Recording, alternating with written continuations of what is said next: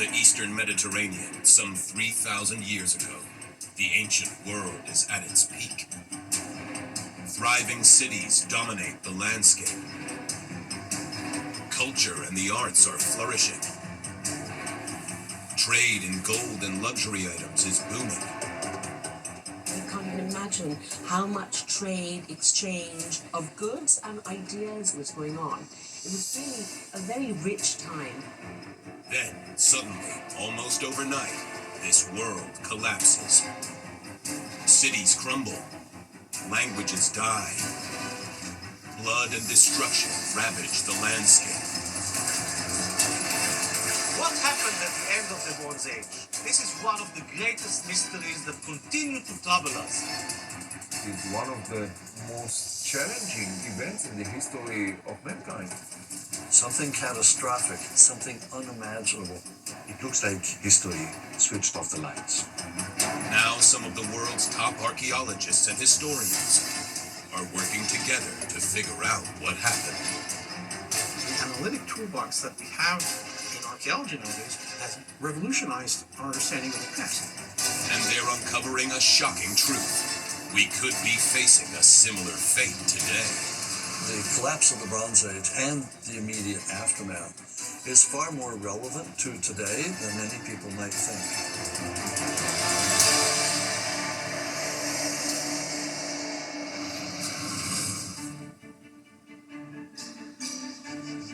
Over 3,000 years ago, in the late Bronze Age, life in the Eastern Mediterranean was flourishing.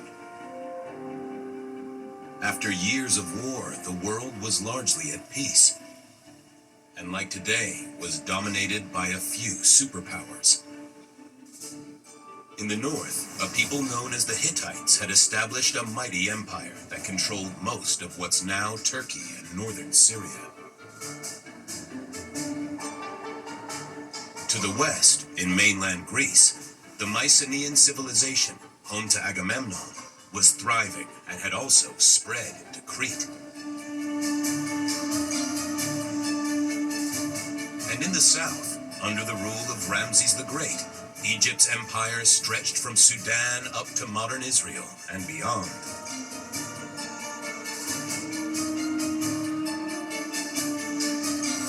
Ships crisscrossed the Mediterranean, linking these wealthy nations with an extensive network of trade routes. So what we have in the late Bronze Age is a thriving, internationalized network. They are interconnected, they are globalized, they are dependent on each other for goods. But within a period of little more than 50 years, this entire world came crashing down. Almost every significant city or palace was burnt and destroyed. The vibrant trade links that connected this world ceased to exist. So complete was the collapse that even the art of writing, which had linked these centers of civilization, was also largely forgotten. One by one, each civilization was wiped off the map. Only Egypt survived, but its empire collapsed, and it was a dim reflection of its former glory.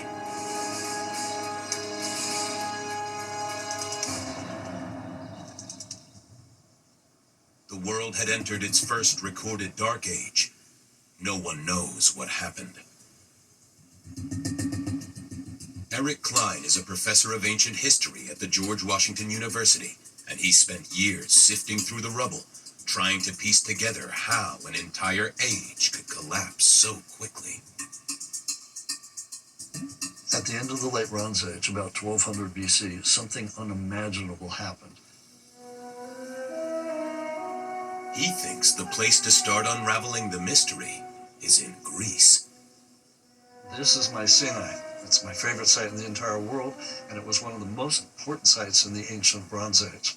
This is where Homer says that Agamemnon and his men took off for Troy to try and rescue Helen after she'd been kidnapped.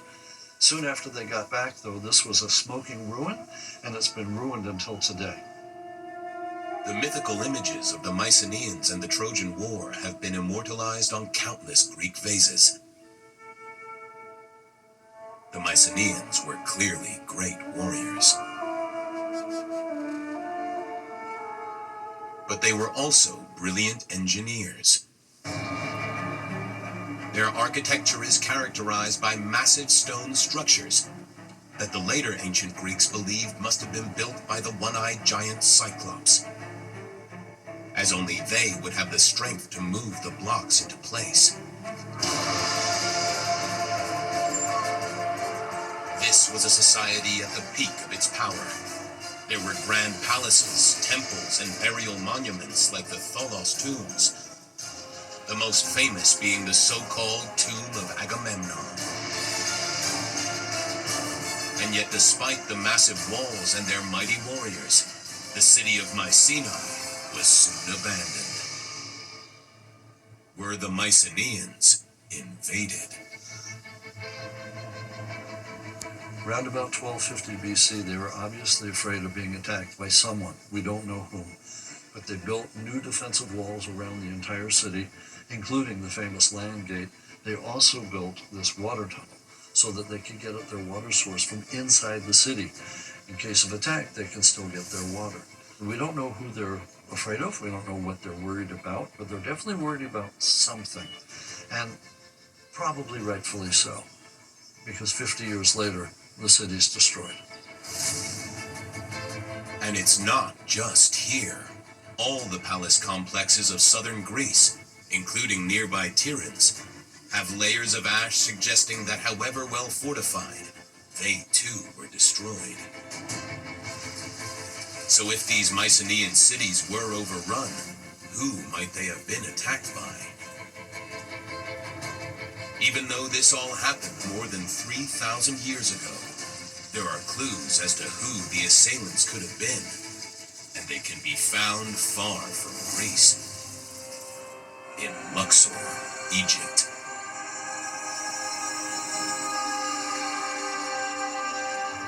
At Ramses III's mortuary temple, there's an extraordinary series of reliefs and inscriptions recording some tumultuous events that took place here. Salima Ikra, professor of Egyptology at the American University in Cairo, has long been fascinated by these carvings. They depict Ramses' conflicts with the mysterious Sea People, a group of would-be invaders coming from the sea.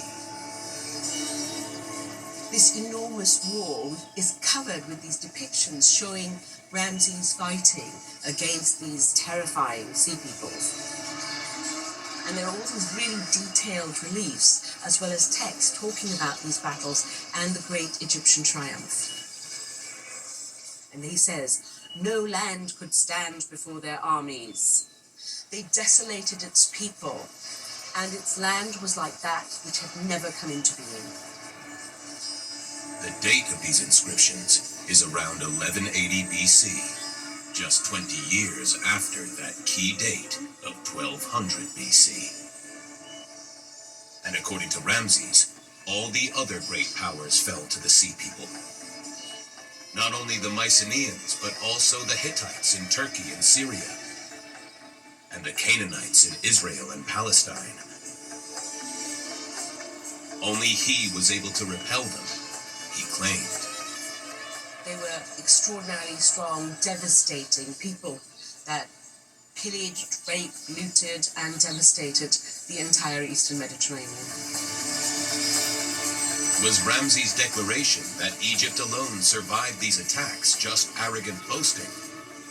Or was there some truth to all this pharaonic propaganda? Were the other great Bronze Age powers all invaded, ransacked, and annihilated by the enigmatic Sea People?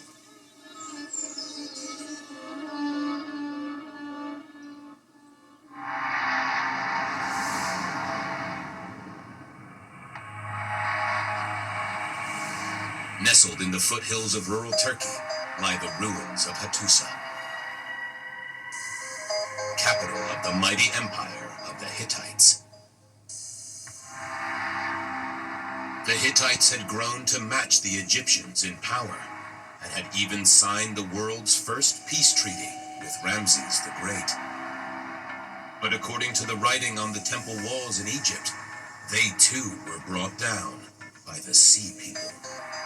This would have been no easy feat.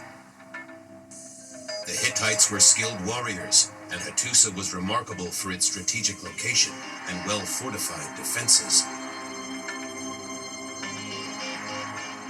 The city walls were over 5 miles in length and more than 30 feet high.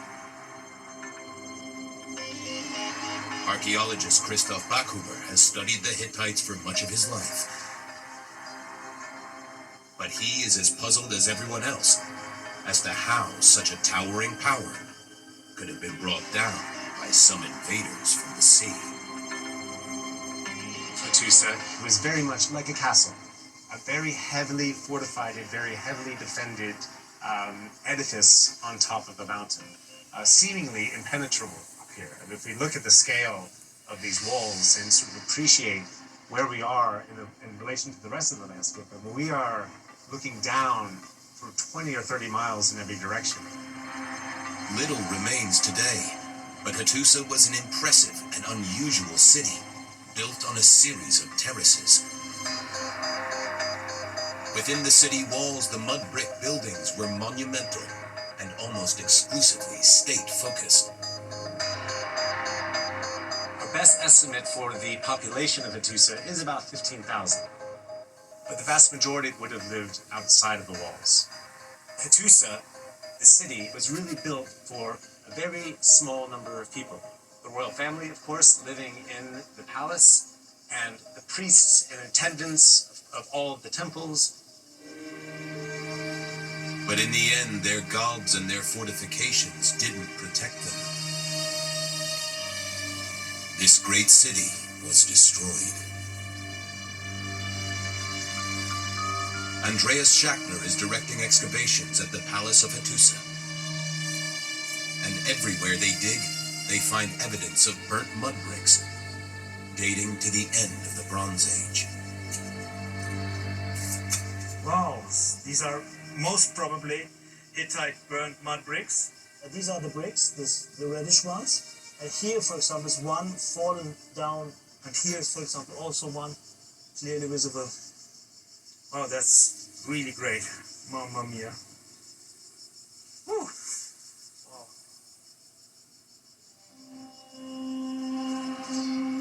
The palace seems to have been razed to the ground. But how could such a well-fortified city, 150 miles from the sea, have been overcome by assailants arriving by boat? Is there something we still don't know? Almost everything we've learnt about the Hittites comes from another discovery made back when excavations began.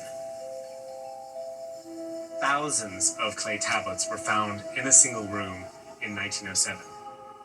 Legal texts, religious texts, political correspondence, texts recording their deeds and their achievements. The latest evidence for writing, any Hittite writing, dates to around 1200 BC. After that, the Hittites fall silent. Hattusa was ruined, and the Hittites vanished from history around that same date of 1200 BC. About that, it seems, Ramses was right. But could the Sea People truly be responsible, or is there more to this story? Sadly, the Hattusa tablets tell us nothing about what happened here. But if there was diplomatic correspondence between other Bronze Age cities, might their letters reveal more? A cache of desperate tablets written during a city's dying days could hold some answers.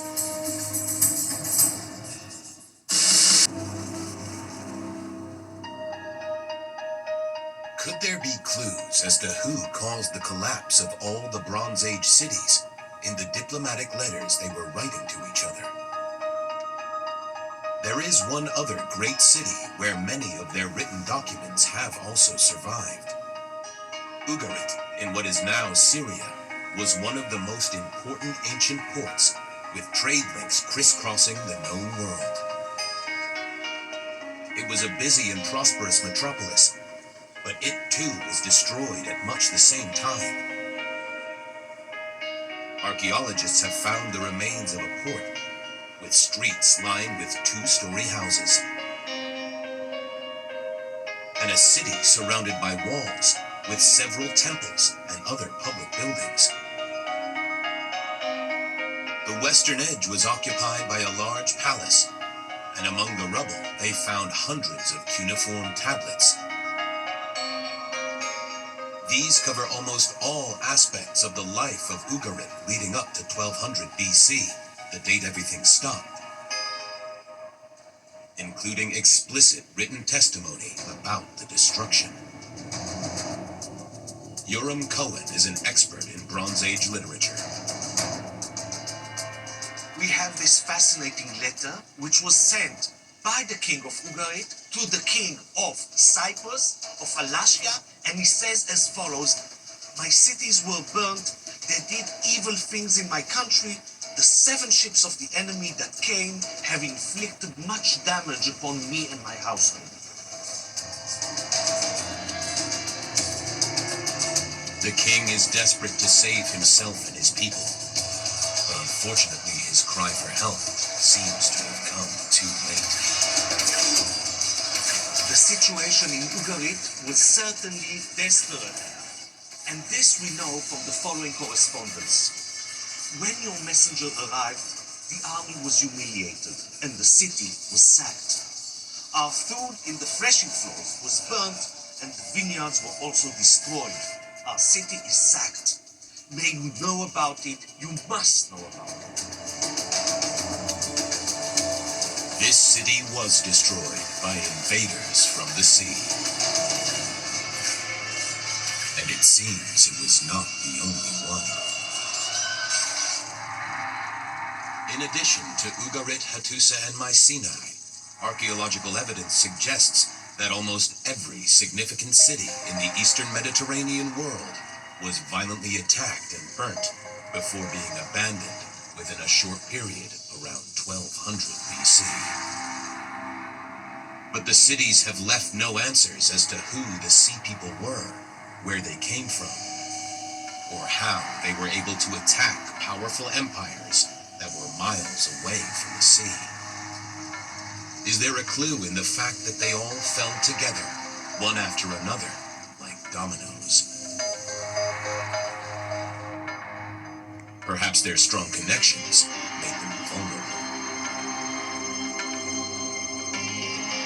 Evidence of the close links that existed between the states can be found across the eastern Mediterranean. Here in Egypt, tomb paintings show men wearing Aegean-style kilts, offering tributes to the pharaoh.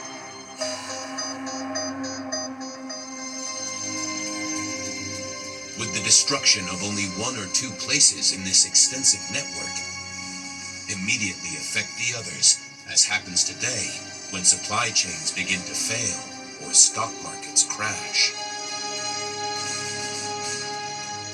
Once the same people who had invested in these networks, once these networks begin to unravel, once they begin to dissolve, we can imagine the same people being left exposed. They had become dependent, perhaps over-dependent, on the benefits of these long-distance networks. I think that this would have had dire consequences for all the rulers of the Eastern Mediterranean. It's possible that the close links between them, the very thing that had propelled their network up to its great heights, may ultimately have led to their demise. Was the trade between the cities essential for their survival?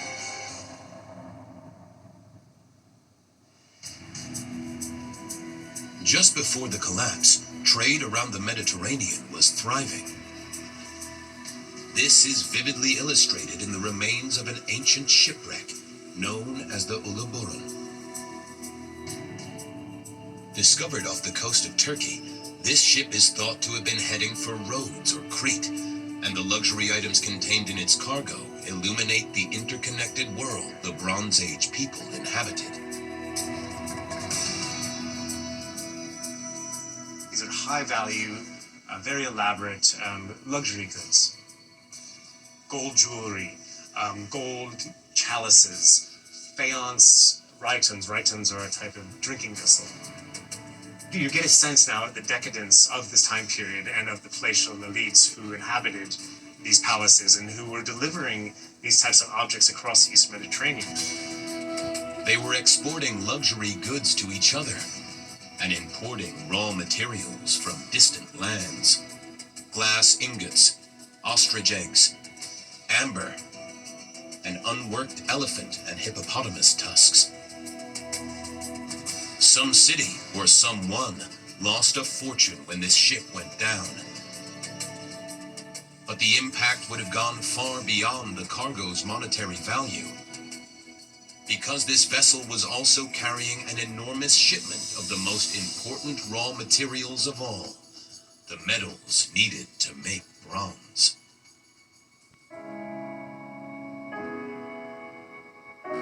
The cargo of the Oberon ship included 11 tons of bronze. That is a lot of bronze that would have furnished an entire city, perhaps even an army. So this is an enormous shipment of metal. This would have been a tragic event and would have had enormous consequences, socially, politically, economically, of course. Bronze was something they all relied on and would have been the main driver of all economic activity during the Bronze Age. We might compare it to fossil fuels today. Losing the Oberon ship would have been a great loss, but imagine if we were talking not about one ship, but all the ships. If trade collapsed and the cities suddenly had no bronze, would they have been able to survive? How long would we last today if we had no oil or gas?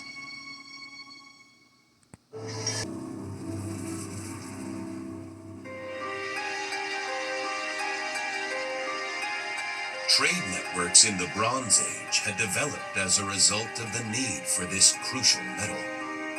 Bronze was the metal, whether it was for tools or for weapons or whatever. And so, it gave the name to this period.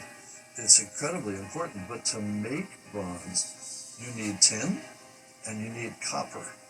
10% tin to 90% copper, and you've got yourself some bronze. If you don't have tin, you can use arsenic, but I don't recommend that. You'll be dead pretty soon.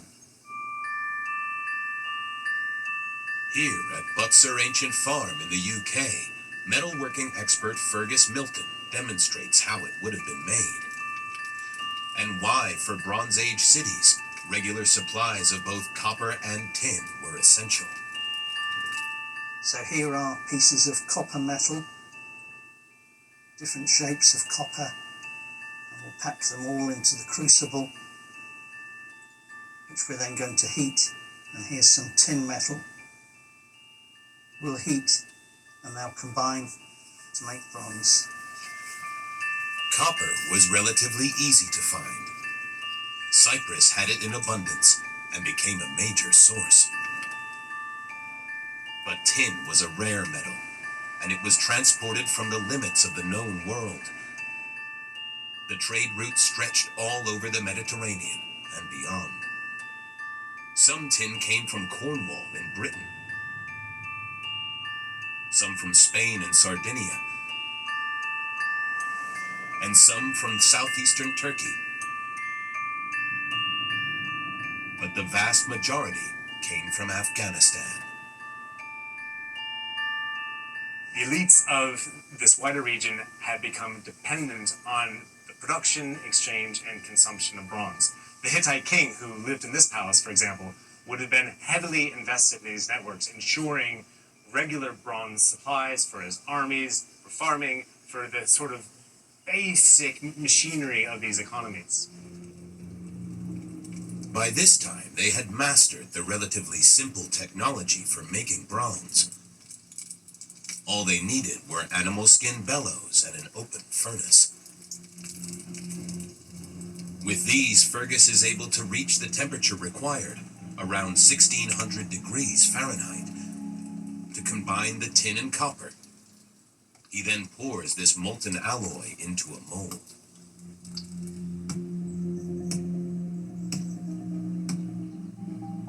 So we've broken open the mould now, and we've got a beautiful bronze axe using the copper and the tin. A lot of work, but a beautiful item that will last for thousands of years. But to make their tools and weapons, they needed their supplies. Without these, Bronze Age civilizations would have found it impossible to continue. Might the difficulty of obtaining the raw materials for bronze even point to an answer as to who the Sea People were? Could they be the inventors of a new super metal?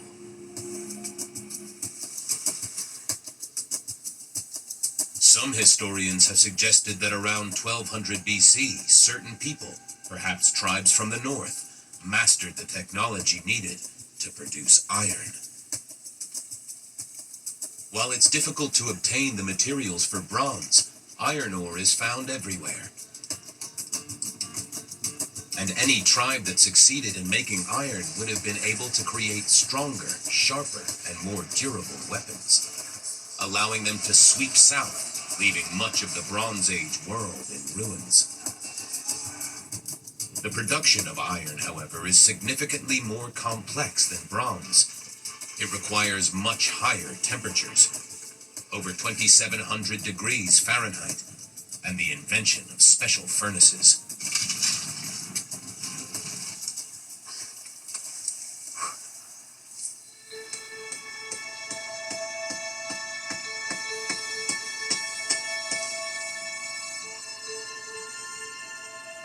Could the tribes who first managed to make iron be the Sea People? This suggestion seems a convincing possibility, but is there any evidence? Are there any signs of iron weapons left behind in the ruins?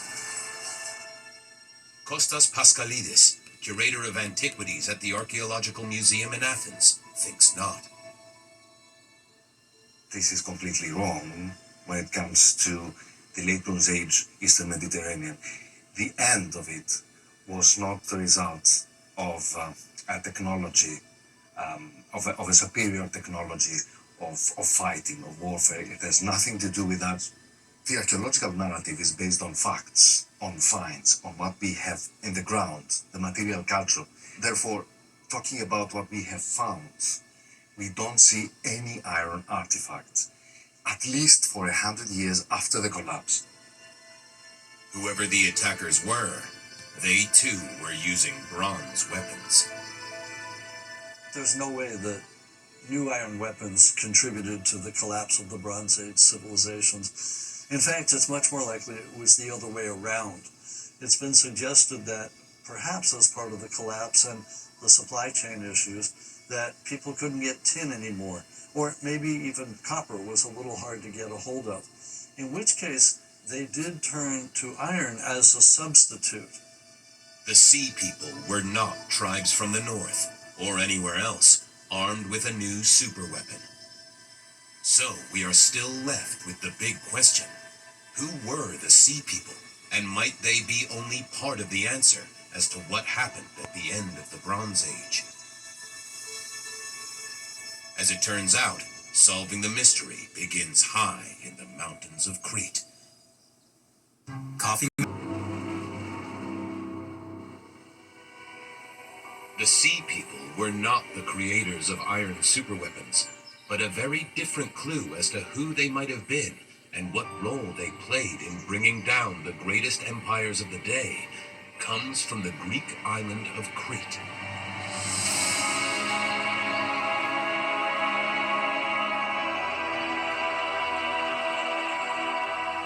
Archaeologist Krzysztof Nowicki has spent the last few decades searching the island for Bronze Age sites, and he's had to go high into the mountains to find them.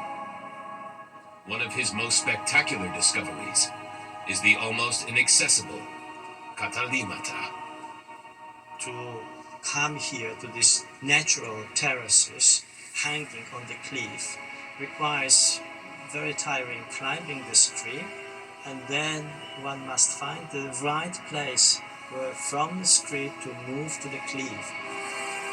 Anyone trying to access the site then faces a treacherous traverse along a narrow ledge and a difficult climb up the steep cliff face. So it is tiring, it is dangerous, it is, I would say, a very uncomfortable way to get here.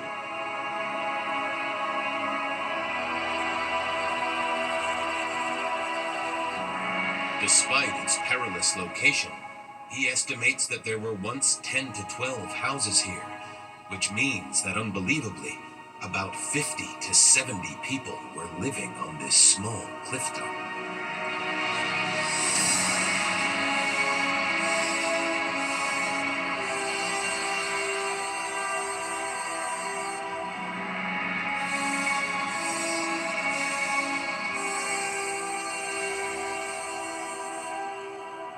To live here, to build the houses here, to have your families here means that you had to be terrified, really terrified.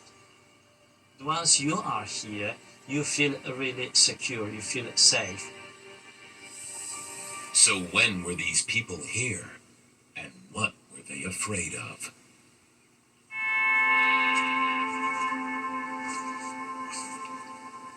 Among the ruins of the houses, Christoph has found fragments of jars used for storing essentials such as water and grain, all of which would have had to be carried up from the lowlands. Crucially, they also allow him to date the time of this occupation to 1200 BC. These people were scared of other people. And we have to understand that the conflict between people, that is something written in the human history. One group of people is hiding, is trying to save their life against other group of people who want to rob them, who want to kidnap them, who want to kill them.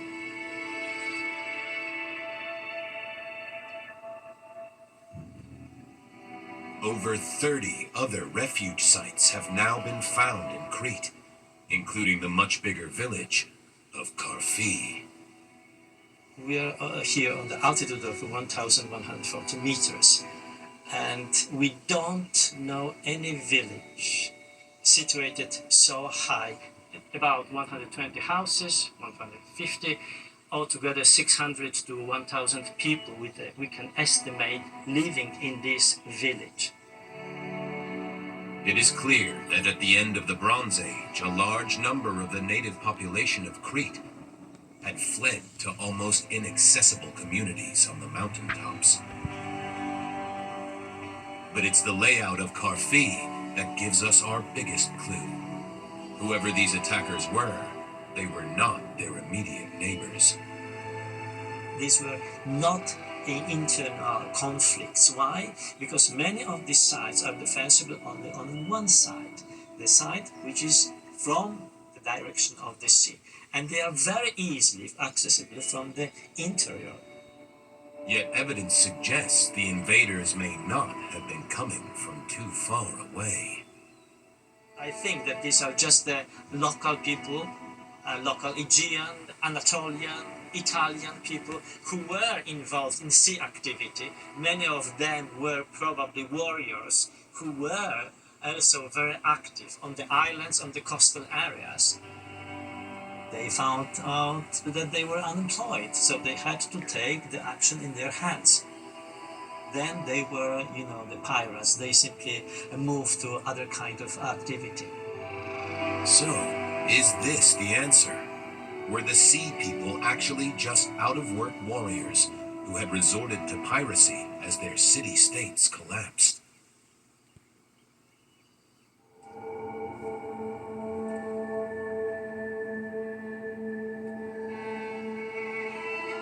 It's hard to believe that a disparate group of sea raiders or pirates would be capable of reaping so much destruction across the Mediterranean that entire civilizations vanished without a trace.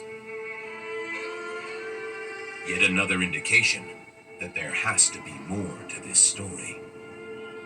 Time to look again at the original source for the narrative about the Sea People. Ramses III's mortuary temple. Could the enemy depicted in these engravings be the same attackers that we find in Crete? If we make the effort to interpret these weathered reliefs, we can meet these invaders face to face.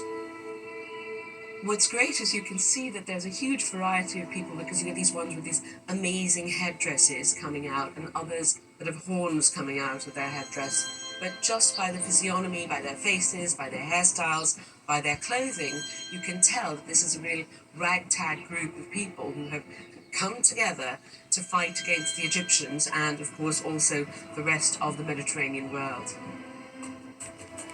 The Sea People do indeed appear to have been a disparate group.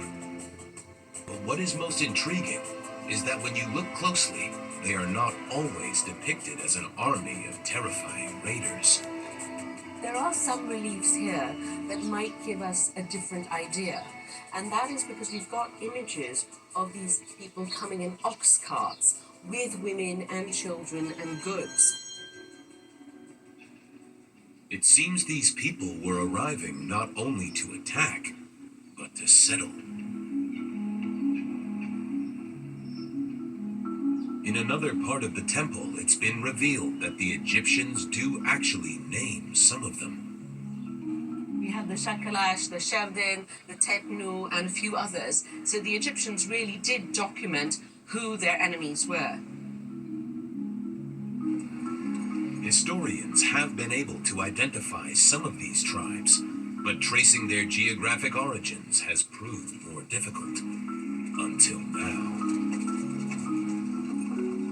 Pioneering DNA analysis is finally revealing some answers.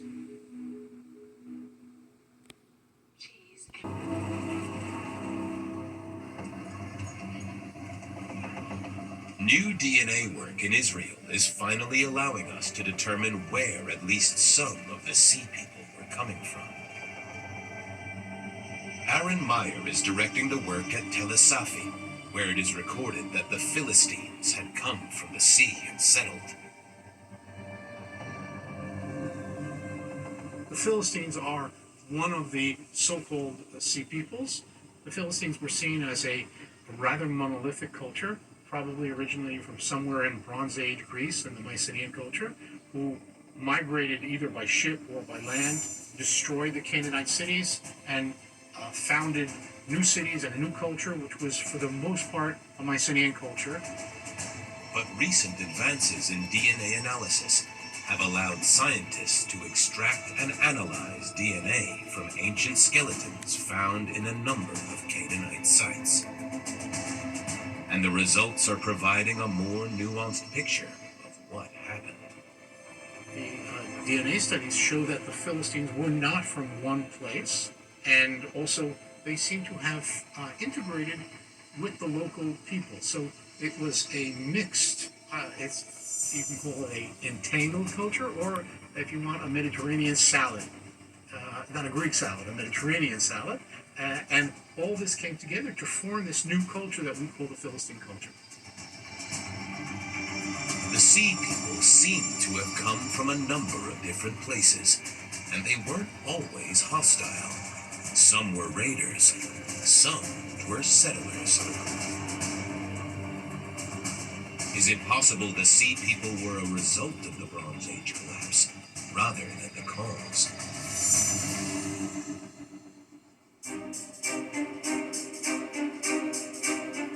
For the archaeologists, it was back to square one, as they tried to explain what might have happened to cause the collapse of all these civilizations within a few decades. The Sea People had perhaps diverted attention from the true culprit, and were actually the victims of some kind of disaster, fleeing to find new homelands. But if so, what were they escaping? Some of the possibilities are famine, drought, climate change, disease, earthquakes, volcanoes, or could it have been all of those things? Maybe the answer was always right in front of us, in the writings of those who lived far closer in time to the events in question. So we do have some mentions from ancient authors like Herodotus and Aristotle that there may have been climate change about this time. Herodotus actually mentions a drought in Lydia that may have had the Etruscans moving over to Italy.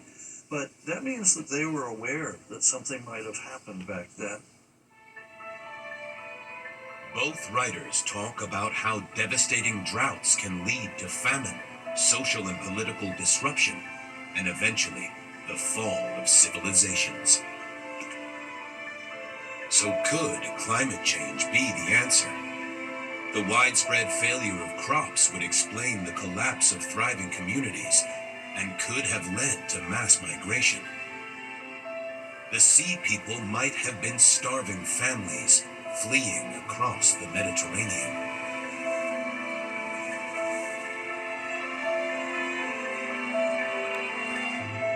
But is there any way to know for sure? When you look closely at the surviving texts in the years around 1200 BC, you discover that at that time, as well as the sea people, there was another common preoccupation across the Eastern Mediterranean empires: the need for grain.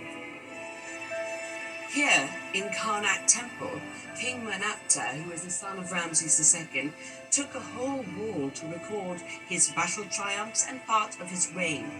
And he writes, it is in order to vivify the Hittite lands that I had ships of grain sent to them. Behold, the gods love me, which is why they have given me such nourishment. He is boasting about sending relief aid to the Hittites. And they were not the only ones pleading for his help.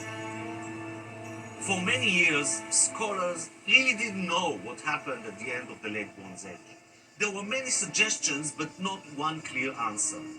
Now we have that answer in a letter which was recently published. In the land of Ugarit, there is severe hunger. May my lord, that is to say the Egyptian pharaoh, may my lord save the land of Ugarit, and may the king give grain to save my life, to save the citizens of the land of Ugarit. People in Ugarit were clearly suffering too. And another letter refers to a famine ravaging the city of nearby Emar in inland Syria at the time that it was laid waste in 1185 BC. The sender writes to one of his family members, telling him how desperate the situation was at that time. There is famine in our house. We will all die of hunger. If you do not quickly arrive here, we ourselves will die of hunger. You will not see a living soul from your land. One thing is evident from all this correspondence. There appears to have been a major famine in the Mediterranean around 1200 BC.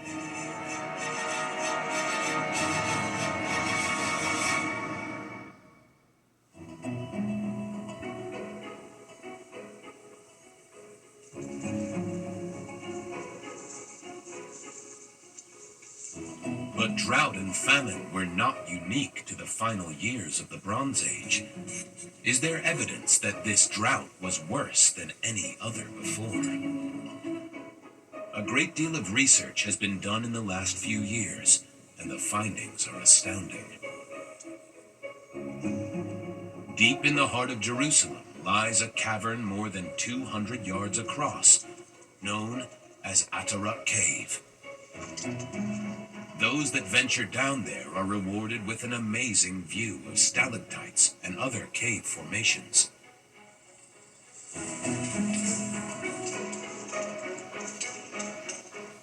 Yoav Negev, head of the Israeli Caving Association, is fascinated by these formations, not only for their beauty, but also their importance as a source of information.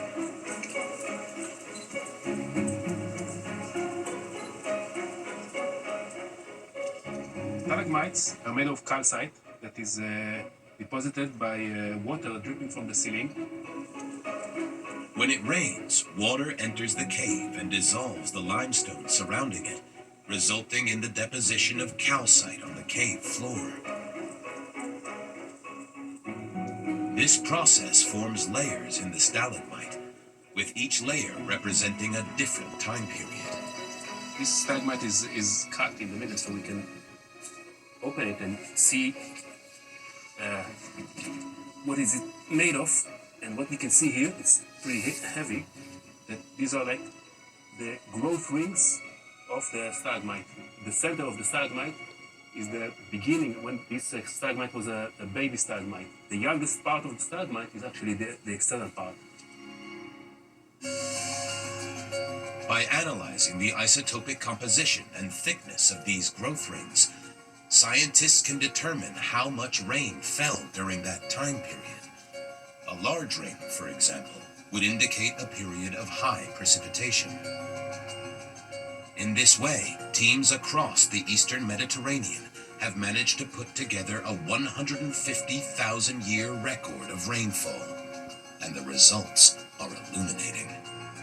Those isotopes show that in that period, between the late Bronze Age and the beginning of the Iron Age, there was no growth in the stalagmite. From that, we can understand this period was a drought period. It's apparent that at the end of the Bronze Age, around 1200 BC, and in the years afterwards, annual precipitation was exceptionally low. Could it be they were caught in the grip of a mega drought, a force of nature beyond their control?